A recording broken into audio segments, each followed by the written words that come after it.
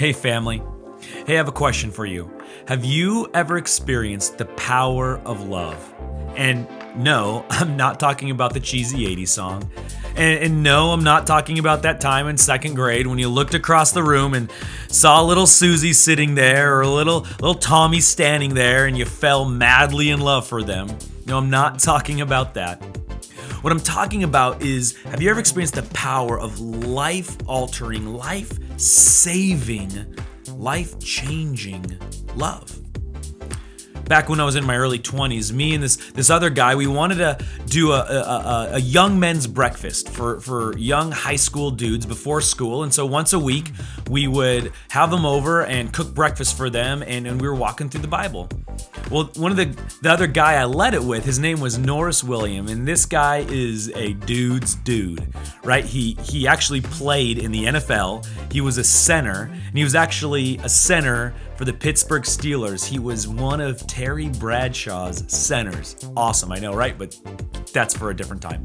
But anyways, Norris, one of the first things he wanted us all to do as young men was memorize 1 Corinthians chapter 13. Now, 1 Corinthians chapter 13 is known as the love chapter. In fact, it's been recited at a billion weddings probably. But Norris knew that there was something about this love chapter that we needed to know as young men. He knew that there was something that so much more than just a wedding scripture to it. He knew that there was something deep inside that could set us on a course for the rest of our lives if we could really get our minds wrapped around what Paul is talking about here. So I want us to look at 1 Corinthians 13 today, and I want to start in verse 4. So I'm going to read that now. It says, "Love is patient. Love is kind. It does not envy. It does not boast. It is not proud. It is not rude. It is not self-seeking. It is not easily angered. It keeps no record of wrongs. Love does not delight in evil, but rejoices with the truth. It always protects. It always trusts. It always hopes. It always perseveres. Love never fails. But where there are prophecies, they will cease. Where there are tongues, they will be stilled. Where there is knowledge, will pass away." You see, what Paul is talking about here, he's not talking about this romantic kind of love that our world seems to be obsessed with. Now, romantic love is from God. It is a powerful thing, and it is a gift to us. But I think so often that's where our mind goes to when we think about love. I think oftentimes too we think about love as like, oh, peace and love, everybody. You just need love. All you need is love, right? And we go to this kind of weak love that really will change nothing.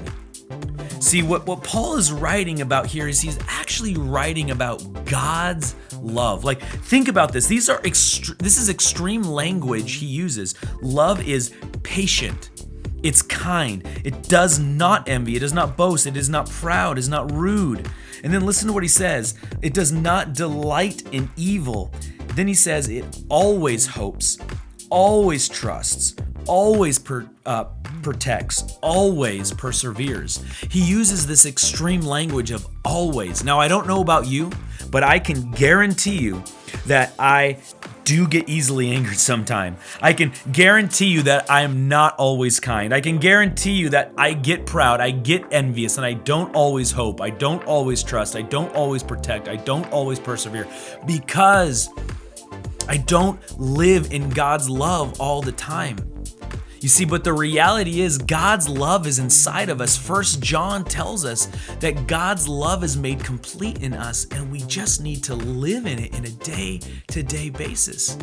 In moment by moment that we would tap into the spirit that's within us that allows us to live out God's love in our life, which is all of these things.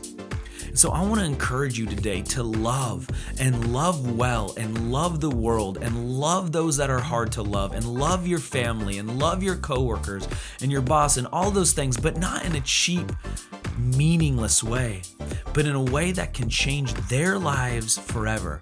by loving him the way Jesus loved you. I hope you guys have a great day. I love you. I'll talk to you later.